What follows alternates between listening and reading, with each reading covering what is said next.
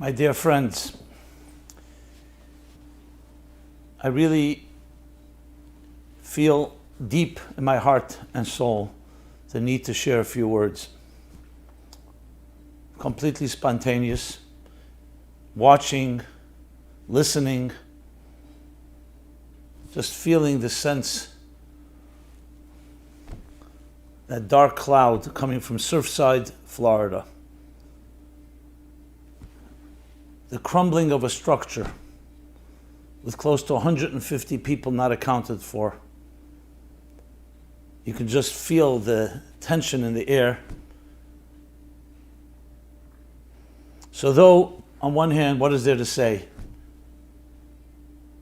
So it's difficult to speak, but even more difficult to be silent. My heart, my prayers, as I'm sure each one of ours, wherever we may be, goes out to the families that are waiting in anticipation for a miracle. Some good news from families that have not been heard from close to 2 days.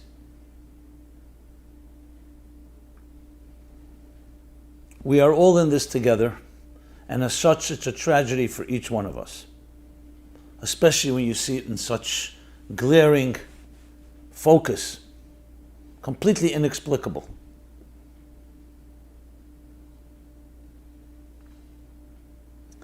But especially when you take into context what has happened in the last few months. 2 months ago, in the Hebrew month of Iyar, on Lag BaOmer, the Meron tragedy. Yes, another crumbling of a structure that took lives. A month later, in the Hebrew month of Sivan, holiday of Shavuos, the first night, another crumbling of a structure in Jerusalem, in the Stolin shul, which also took a life. And now this, 1 month later, 3 months in a row. How can one ignore something like that?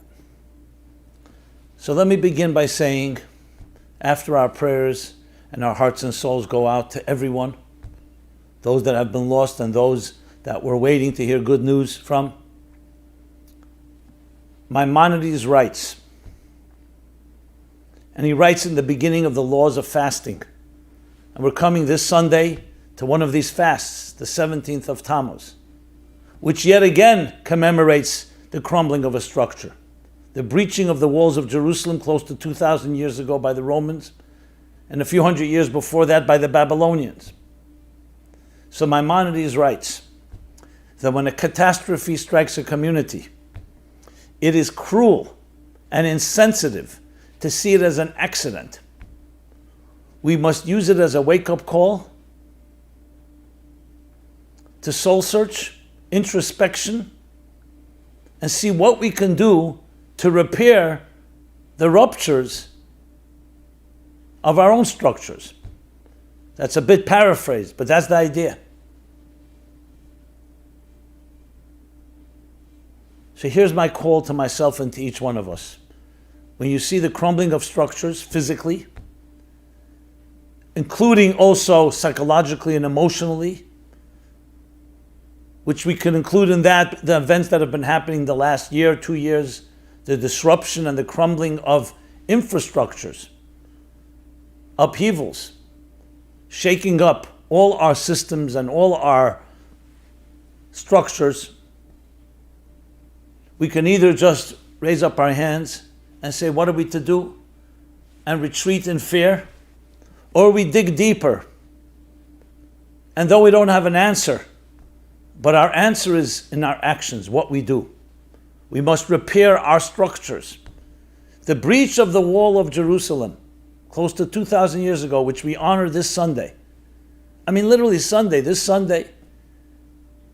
The breach of the walls. Yeah, the walls came down. Teaches us the importance of having our structures in place. But why do structures get breached? So let's begin by looking at ourselves. Our relationships with each other, our communities, our families, parents and children, spouses. The first thing we need to look at is our own structures. Is there a breach? Is there a rift? Is there a schism?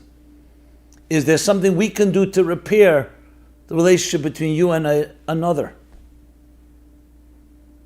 And this is not about standing on principle. It's about looking deeper and not being that petty. Yes, deepening our love and deepening our unity, strengthening the walls that connect us, strengthening the infrastructures and structures that connect community to community, members of a community to each other, families with each other, and in the broader sense, cities, states, countries, nations. Whatever we can do to repair, to fix, in any way, to mend a structure, that is the call of the hour. I want to make it clear, I'm not suggesting in any way that one causes the other, that because our structures between us are not complete, that's why God forbid these things happen.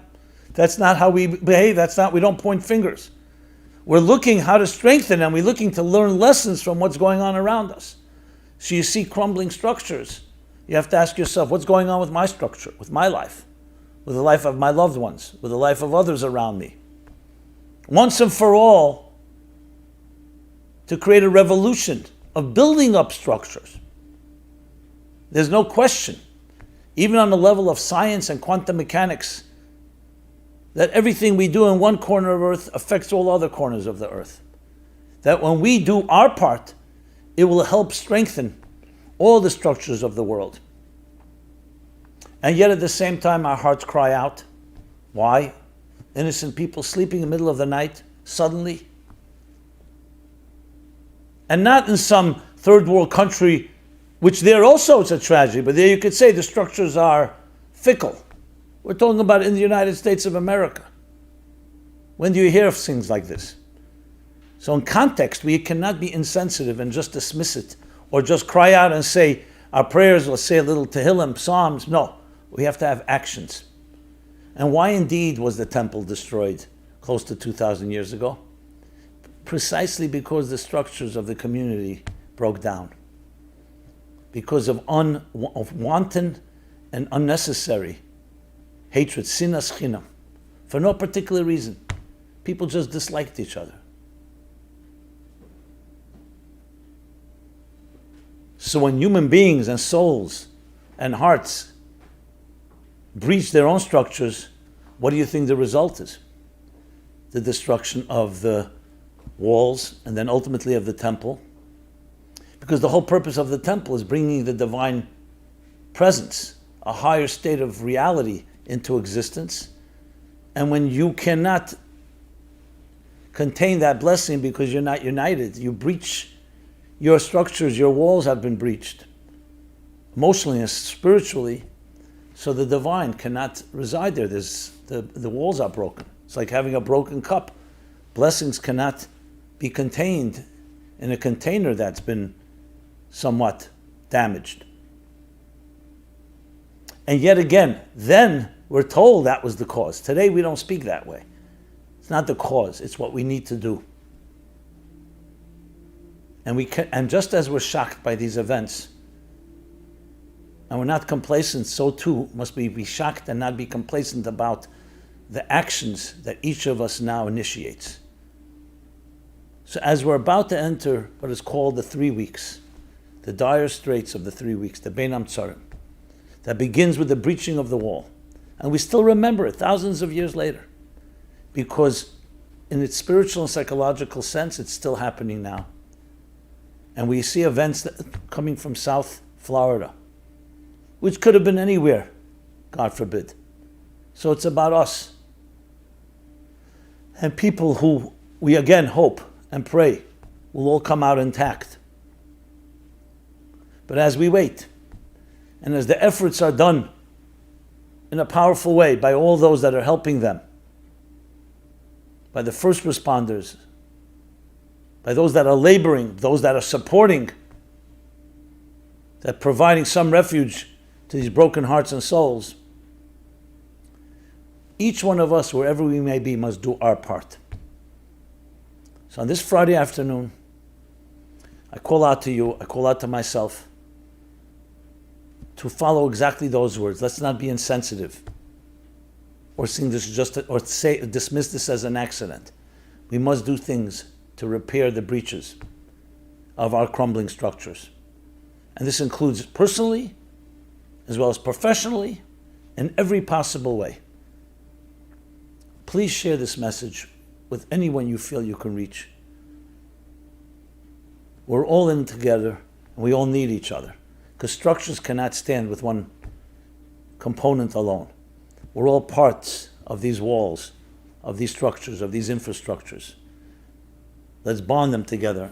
And may, in the next few hours, as we're about to enter where I am, into Shabbat, which will then lead into the 17th of Tammuz, may we hear great news coming from Surfside, and great news coming to the entire world, that the walls have been rebuilt, that we have